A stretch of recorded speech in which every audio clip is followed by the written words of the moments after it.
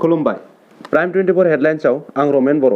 दिनैनि गाहाय रादाबफोरा जादों कोविड-19 पेसेन्टनि थाखाय अन्ध्र प्रदेशआव नावनि थियारि, रुंसारि अरुण जेटलीनि गिबि थैनाय सान फालिथाय, प्रफेसार रत्नकान्त तालुकदारखौ जरहाट मेडिकेल कलेजनि गोदान प्रिन्सिपाल महरै थिसनबाय, सा 1600 फरेनार्स ट्रिब्युनेलनि बिजाथिफोरखौ थिसननो दाबि दैखांदों आसुआ।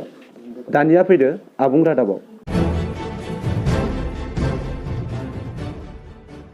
अन्ध्र प्रदेशनि ईस्ट गोदावरी डिस्ट्रिक्टनि ददापाराम मुंनि गामियाव कोविड-19 पजिटिभ केसफोरनि थाखाय माखासे नावनि थियारि खालामनाय जादों।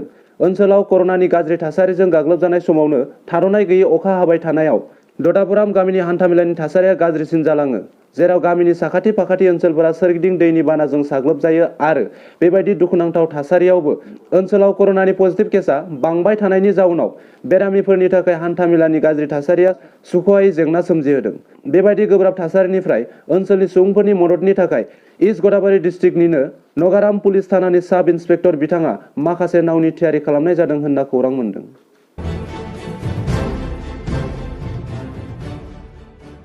दिनै 24 आगस्ट भारतनि आगुनि फाइनान्स मिनिस्टार अरुण जेटलीनि गिबि थैनाय सान।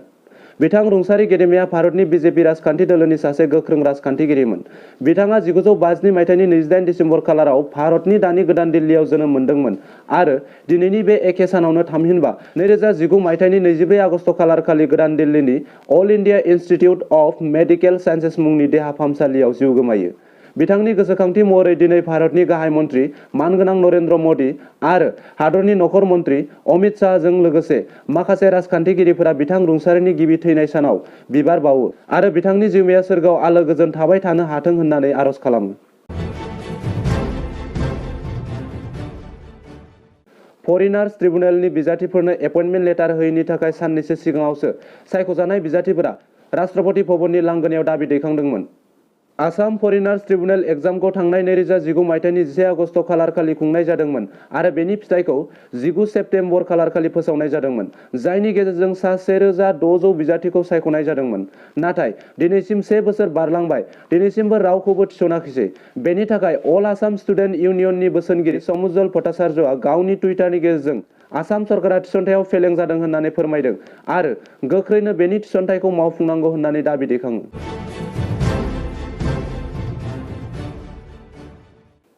आगुनि गुवाहाटी मेडिकेल कलेज एन्ड हस्पिटालनि प्रफेसार रत्नकान्त तालुकदारखौ जरहाट मेडिकेल कलेज एन्ड हस्पिटालनि प्रिन्सिपाल महरै थिसननाय जाबाय होननानै खौरां मोन्दों। तालुकदार बिथाङा गुवाहाटी मेडिकेल कलेज एन्ड हस्पिटालाव अबस्टेट्रिक्स एन्ड गायनोकलजी बिफानाव प्रफेसार महरै हाबा मावदोंमोन। साननैसो सिगाङावसो जरहाट मेडिकेल कलेज एन्ड हस्पिटालनि प्रिन्सिपाल अतुल चन्द्र बराया प्रिन्सिपाल बिबानखौ नागारनाय एबा रिजाइन होनायनि थाखाय रत्नकान्त तालुकदारखौ प्रिन्सिपाल महरै थिसननाय जाबाय होननानै खौरां मोन्दों।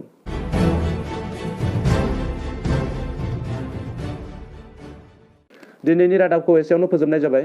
गोजोन्थों। खुलुमबाय प्राइम 24 हेडलाइन्सनि गाहाय सुजुगिरि आं रमेन बर'। बे समाव प्राइम 24 हेडलाइन्सआ नोंथांमोननो मोनसे गोजोनथाव रादाब होनो आखायाव लादों।